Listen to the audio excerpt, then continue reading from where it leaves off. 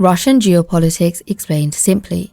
To understand the geopolitics of Russia today, we need to look back at its history during the mid to late 20th century. Post-World War II, the Soviet Union and the United States of America emerged as the world's two rival superpowers, and the Cold War saw the two compete for influence and dominance around the globe. During that time, the Soviet Union made great strides in nuclear arms development, space exploration, and technology. The Soviet Union had a number of satellite states in Eastern Europe, the Eastern Bloc, which created a buffer zone between it and Western Europe. But 1991 saw the collapse of the Soviet Union. Economic challenges and its inability to keep up with the United States played a significant role in its dissolution. Internal restructuring meant to solve these problems inadvertently weakened the central government and led to calls for more political and economic freedom. In place of the Soviet Union, 15 independent republics emerged, with Russia arising for all intents and purposes the successor state to the Soviet Union. The collapse of the Soviet Union marked a seismic shift in the global geopolitical landscape, redefining Russia's standing in the world. Attempts at democracy and integration with the West proved challenging, resulting in economic hardships, political disillusionment, and societal divisions. This instability paved the way for Vladimir Putin's rise to power in 1999, leading to a shift once again towards a more centralized and controlled political system. Vladimir Putin's concept of sovereign democracy aimed to strengthen state control while maintaining a semblance of democratic institutions. This approach enabled Putin to consolidate power, control media narratives, and maintain a firm grip on Russian politics. The resulting internal stability and wealth production generated public support, but created unease in the West over Russia's wider ambitions. Russian identity. In recent years, Russia has seen a rise of nationalism and a desire to reassert itself as a major player on the global stage. The collapse of the Soviet Union and the subsequent economic and political struggles have led to a growing sense of nostalgia for the great power status that the Soviet Union had. Russia's huge landmass and nuclear weapons arsenal also adds to the Russian feeling that they should reclaim their position as a superpower and get the respect that comes with that status. Russia and its neighbors. After the fall of the Soviet Union, the new republics had to establish their own government, economy, and foreign policies, which was not an easy task as they were all heavily dependent on the Soviet Union's centralized economy, and many of the republics were facing ethnic and regional conflicts. Some of the former Soviet states, such as Belarus and Kazakhstan, have maintained close ties with Russia, while others like Ukraine, Georgia, and the Baltic states have sought closer ties with the West.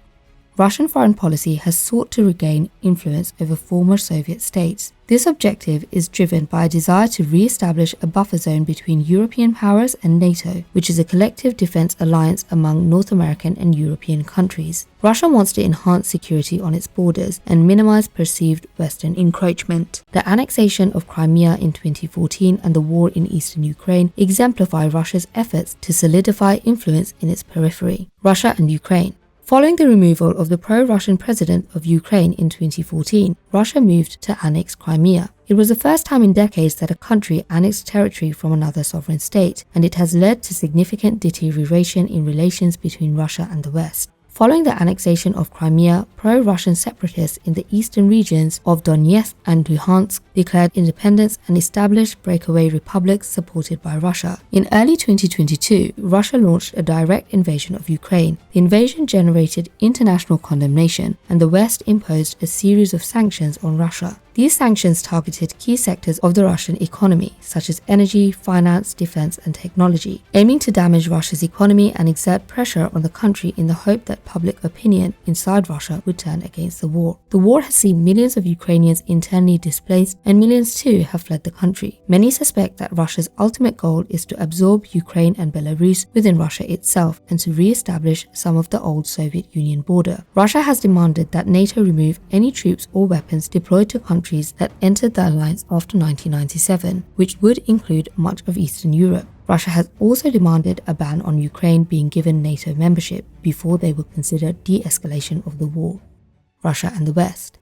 In recent years, the relationship between Russia and the West has been marked by increasing tension and conflict. Russia is an energy giant, the world's third largest producer of oil and second largest producer of natural gas. Prior to the war in Ukraine, Europe had a huge energy dependence on Russia. with Russia supplying a third of Europe's natural gas and more than a quarter of its crude oil imports. This dependency from Europe may have given Russia the confidence to attack Ukraine and expect less blowback. However, that was an underestimation. Europe has now moved to find alternative energy supplies. In addition to this, Russia's actions in Ukraine spurred both Finland and Sweden to apply to become members of NATO. This means Russia's border with NATO member countries is now more than double what it was. However, one area Russia is skilled in is a war of attrition, and an ongoing frozen conflict in Ukraine stops the country from becoming a member of NATO, as joining NATO while it is currently at war with Russia would mean risking a wider war in Europe, which is something the West is keen to avoid. And while Western politicians do not believe Russia will deploy its nuclear weapons, it is not something that can be taken as a certainty.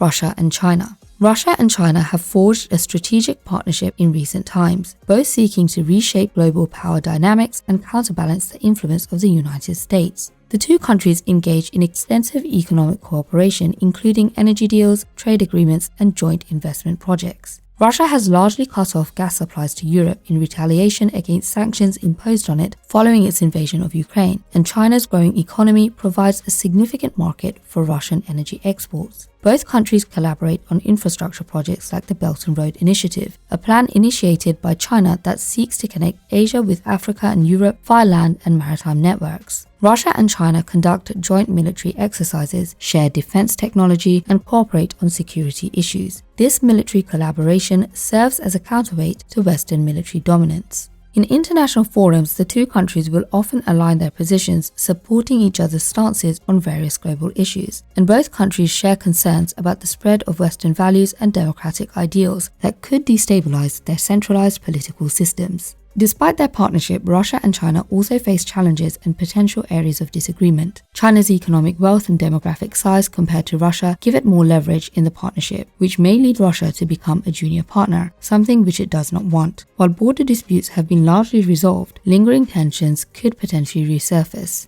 Both countries have competing interests in Central Asia and the Asia-Pacific region, which could also lead to friction in the future. The partnership is based on shared interests but lacks deep cultural and historical ties, raising questions about its long-term sustainability. Chinese students are not flocking to Russia and vice versa, and the soft power of America's cultural exports continues to dominate. Russia and the Middle East.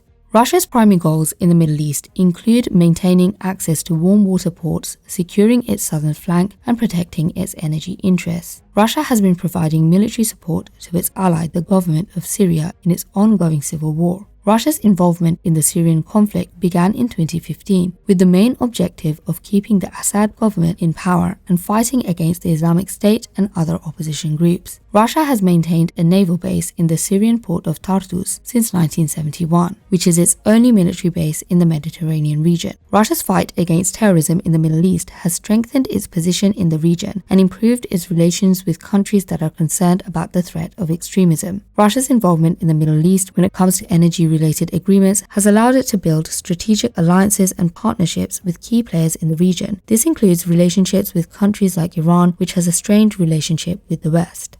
Russia's disinformation campaigns. Russia has been accused of spreading disinformation to destabilize the EU and the US. Disinformation tactics include the spread of false narratives, conspiracy theories, and divisive content through state-controlled media, social media platforms, and online trolls. These campaigns aim to exploit societal divisions, weaken democratic institutions, and undermine trust in Western governments. Russia has been accused of influencing the 2016 Brexit referendum in the UK, which saw the country exit the European Union, and the 2016 presidential elections in the US, which saw Donald Trump come to power. While evidence does suggest that Russia used campaigns to sow discord and confusion, the extent of the impact remains debated. Russia and Africa. Russia has been re-engaging with Africa through diplomatic, economic, and military initiatives. By forging ties with African nations, Russia aims to gain access to resources, secure economic opportunities, and enhance its geopolitical influence in a continent with emerging markets. Russia does not have the same colonial history as Western powers, and that is a significant advantage as it attempts to gain influence in the region. This video is an overview of Russian geopolitics today and touches on the major events currently playing out. It would be impossible to cover all aspects of Russian foreign policy in one short video. However, I hope this video gives the average person context as to what is going on with Russia today, and I hope it will be used as a springboard for further research. As always, thanks for watching, and I'll see you all next time.